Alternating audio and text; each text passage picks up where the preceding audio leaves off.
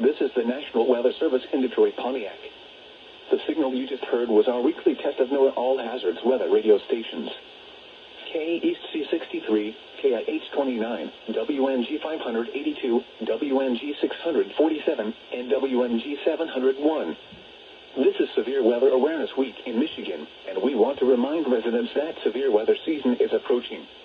This includes tornadoes, flooding, high winds, and other severe weather that could disrupt our daily lives.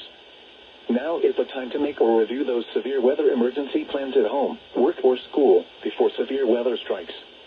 Disasters don't plan ahead, but you can. If this alert had been for an actual tornado or severe thunderstorm warning, you would have been instructed to seek safe shelter immediately.